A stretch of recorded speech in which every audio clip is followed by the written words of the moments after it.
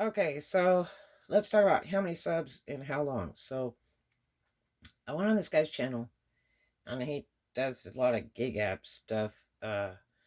And he seemed like a pretty decent guy, and he wasn't a young guy. He was kind of mid aged, and he still YouTubes, but he's far better by far today. But I always kind of like watching him. He had some neat things to say, but then I found out that he was a fake because he kept promoting DoorDash, and he never even delivered for DoorDash.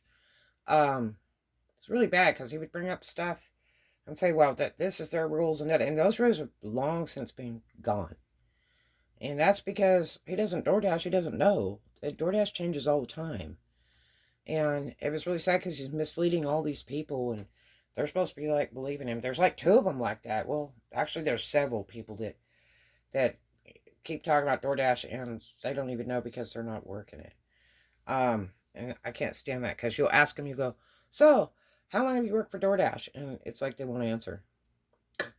Or they say, "Oh, I haven't worked for them in 2 years." And it's like, well, you don't know nothing because you haven't worked for them.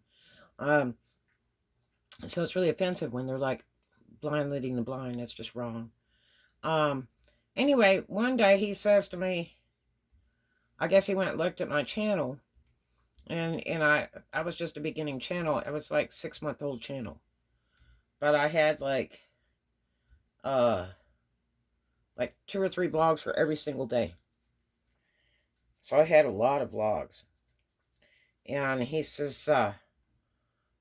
something to me, comment on his channel where I commented and it was like great blog or something. He answered back with, so how come you only have, 180 subs? And I was like, wow, that's kind of strong. And he's bringing that up on his channel so everybody can read this. It's like, wow. So, I looked at his channel and this guy had like 380 subs. And but he'd been on like 10 years. And he only had like 80 vlogs in 10 years. And I said, "Well, why do you have like 80 vlogs and so many subs in 10 years?" I said, "I've done, you know, way more than 80 vlogs. I've got this many vlogs, and I've only been a YouTuber 6 months, and I think I'm doing pretty good. Because I really try hard, to develop my channel." And I said, I mean, is there some statistic that says I'm supposed to have like 40,000 subs in like 6 months? Um, I only know a few YouTubers that really banged out like that in a very short amount of time. And it's amazing. It's really neat to see. But it's rare. It's very, very rare. But I thought it was pretty rude. Um, how many subs and how long? It just depends. It depends on your personality. It depends on how many times you vlog, how often you vlog. If you just drag it out for years and years and just do a vlog every 2 months or once a month, people just aren't going to hang around. They'll unsub you. They'll go somewhere else. They get bored. They get tired of looking for you. Some people really like you. They really find you entertaining. If you're not there, they'll go somewhere else. It's just like TV shows. If Batman's not on every week at a certain time, then they'll just go find something else. So, you gotta be vlogging. Can't predict how many subs you'll get and how long it's gonna take. You just can't. But you gotta work at it. The more vlogs you do, even if they're absolutely worthless. If I do a vlog about a pen dropping or throwing this yellow paper over there and it's 10 seconds, at least I did a vlog. You'd be surprised people will look at that. They really will. They really will. Just get something up there. Do it. I see things all the time, all day long. Oh, I needed to vlog this. Or I need to vlog this. Or, oh my gosh, let's stop the car and let's go over there and vlog that. I see stuff all the time. Gotta vlog it. Gotta vlog it. People love that. They enjoy that. They feel like they're family. They feel like they have somebody. Some people are all alone in this world. There's handicapped people can't even leave the house or in a wheelchair or laying in a bed or in the hospital. They're watching YouTube. They're watching you. They like you. They find you entertaining. How many subs and how long? Can't predict it. It depends on you. It's all about you and how hard you work at it. It can take just one vlog that gets huge views and tons of subscribers. Okay? One vlog can take you over the top instantaneously, overnight. Okay? You just don't know what that vlog is. One day you'll see it, though, and you'll be proud. And you'll be, like, screenshotting it on your phone and stuff. It's really neat. Blocking your sub count, 2 reasons. You can go in YouTube Studio platform and you can block your sub count. One, if you're trying to do something that's real serious and you don't want people to know that you just started your YouTube channel and you don't have that many subs. Or you can do it if you have 10 tons of subs and you don't want people to know how much money you're making. So that would be the only 2 reasons if you decide to block your sub count. Membership purchasing. I have a friend of mine that's a really outrageously good YouTuber, but the guy's really smart, and he has probably got, I think, 30 or 40,000 subs. He recently did a membership thing where he gives them a special icon, for when they comment on the channel, have a cool little icon. And then he has special days where they're only for the members. So that those are the only ones that can actually comment on the vlog. Now, anybody else can watch it, but they can't comment on that particular day that's scheduled for the members only thing. And some other cool stuff. And he charges them like $9.99 to sign up under the membership thing. And let me tell you how smart that is. If you got 30 or 40K sub, times $10 each, if you could get every single one, you're banking. Okay? So, there's a lot of cool things about YouTube, and it's so much easier than some of these other weird platforms. And then a lot of people will back it with Patreon, where people have to pay to see your vlogs, or extra vlogs about something. It's like they got to buy in to see the extra part of it. So, a lot of people do that Patreon. I'm not a big fan of Patreon. I don't think it pays us enough money as vloggers. But there's people that do it. They do both. They do YouTube and a Patreon. After 1K subs, you get auto shirt ads on most of the t-shirt platforms. It will automatically pop up if you sign up for it. It'll have a little ad underneath your vlog. For a different shirt or item you designed, automatically it just comes right up. And it's right there where the people can click on it and pick one. Go to Scotty Kilmer's, you'll see it. He's got it where it's auto. Pound signs, titles, and tags. The one that can really explain this the best is Uberman Tampa. He is really, really good at this. In order to draw a crowd to your vlogs, you need to know how to set your pound signs and your title and your tags to all match and all up at the top, so that people can find that vlog very easily and you're not at the bottom of the list. Okay, say you do tennis balls. So you key in tennis balls on the search on your YouTube and you'll see all the people that have vlogs about tennis ball. You have one about tennis ball, but how come yours is 200 people down here? If you want to get it moved up closer to the top without any views at all, you've got to get these in. So, if you're doing tennis ball, okay, you want to do this. Okay? You got your pound sign. That's in your description box. Here's your video. And it click down, little black arrow over here to drop down the description box. Okay? So you can put all your stuff in there. I put mine on a Samsung Notes. And then I copy paste it to my vlog before I load it. So all that crap goes on there. If I want to type anything else in, I can. But it has all my clickable links, everything there. It's already written up. So this little drop-down box, when you click that little arrow, then you get the drop-down box. And so, you know, in your description, you'll have your pound sign part. Okay, so say this video is tennis balls, okay? Tennis ball. The yellow tennis ball, okay? Okay, so you want to have pound yellow tennis ball, like they do on Instagram and Etsy and stuff like that. Pound tennis ball. And then, like, the next one, you want to have play tennis. Just all stuff that pertains to that. Okay, and then down here in your tag part, for your tagging, okay, you'll have how to play tennis,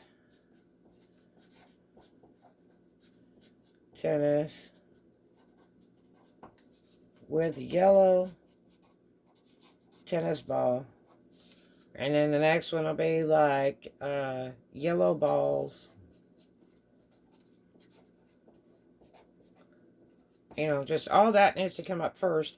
And then your title of how to play with yellow tennis ball. So you got to have 1, 2, and 3. That way it pulls it up out of YouTube quicker, faster, into a higher level if you've got all these. But the guy that really knows how to tell you how to do this really, really well and explains the algorithms and that is Uberman Tampa on YouTube. He really is good with all that stuff. Topic warnings. I know a girl in California who has videotaped the front street of her house, mentions where she works, and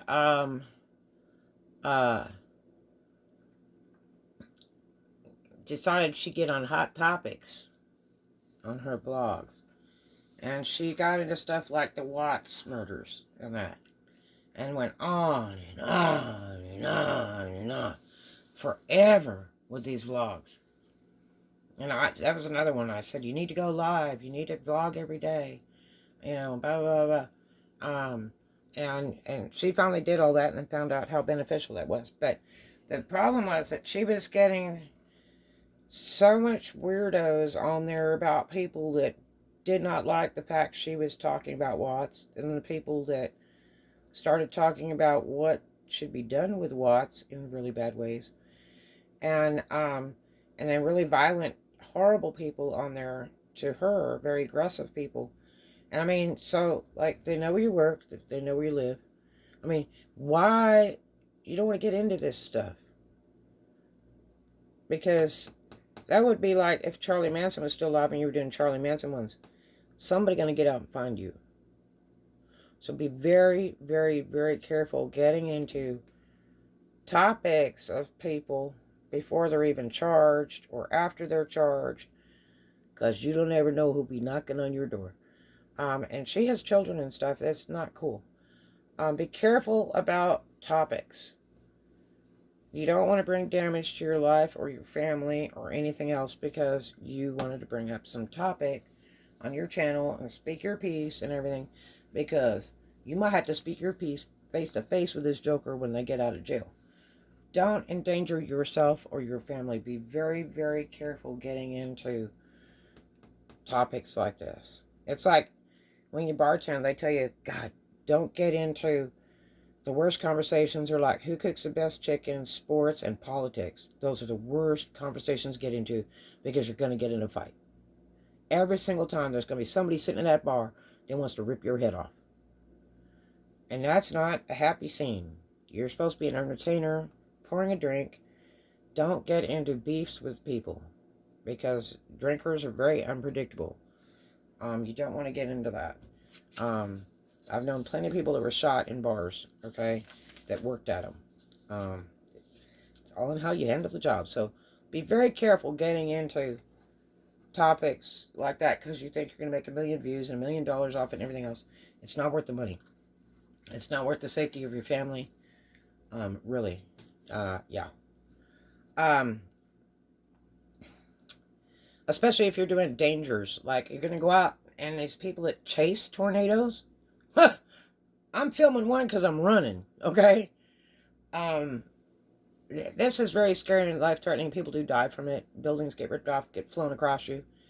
Don't just go out and do that. I mean, I've taped them as I was caught in something, and as I was escaping, just in case I died, so that I had witnesses that knew that my car got ripped off the road and flown away, like, you know, the Wizard of Oz. I don't do it because it's a bad negative experience. It's because I'm scared, and I want you to be a witness in case something happens to me. Picket lines. Protests. Any of that. Don't get into that. Stay away from the danger. I saw one the other day and there was like loads of cop cars around and this person just stopped in the middle of the street and it's like, are you an idiot? Really? Are you seriously an idiot? You know, get away from stuff like that. There was a girl just shot the other day that was involved in a protest with a whole bunch of other people and got shot. You know, because she was out there in it. Well, how dumb is that? And other than the fact, the most recent one is, you are not going to bring back the dead doing all this stuff. Do your stuff legally. If you have to, do it on YouTube and speak about it. Whatever. But the problem is, people are going to come after you. You've got to be careful with stuff like that. Just like we're talking about Watts. But go legally. Make a petition. Go see the Attorney General. Gather people together. Have a city meeting. Whatever it takes. But stay out of that drama. You fool. Okay? It's like hearing gunshots and go, hey, I'm going to go vlog that. Are you stupid? Don't do that. There's lots of dead YouTubers. Go read up about it, okay? But anyway, I hope you enjoyed that. I hope that really, really helped you. There's lots of parts to this. And that's what I've learned, you know, in the first year of doing YouTube. And I hope it saves you a lot of money and a lot of time and research, because it took me months of research and subscribing to channels that I didn't even understand, on how to do this and how to do that and all this technical stuff. I didn't need all that. All I needed, really, is that. That's all I need to start with, okay? A phone. A phone. I didn't need a $1,000 camera. I didn't need a $700 mic. I didn't need any of that. A phone. Okay? Everything has its beginning. There it is.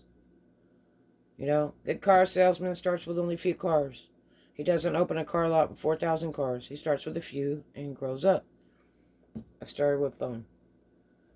And I'm still not far from that. I have a few cool little extras. It's listed in my blogs. It's the bottom drop box with a little arrow description box. It tells you the basic things I use to do my blogs. There it is.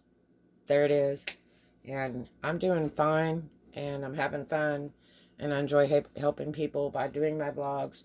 And I love watching other people's blogs. And sometimes I help them by helping them with some advice to help them make more money and suggestions. Some people get mad. Some people go, thank you. It's because it took me a long time to figure it out. It took me a year to figure the bottom line out. You know? And these are quick shortcuts that'll make you money. So you don't have to waste all that time that I did day and night listening to this blogger, that blogger, and reading that. It's not that hard. It's so much more simple. I wished I'd have known it to begin with. So there you go. I hope that helps you. And vlog on. Keep it happy. Keep it positive. And you know who loves you, baby? Me. Alright. So whatever you do, I hope you make a ton of money on YouTube. And enjoy. And as always, do what you love, because the money will follow. You have a great one. Your boss is you on YouTube.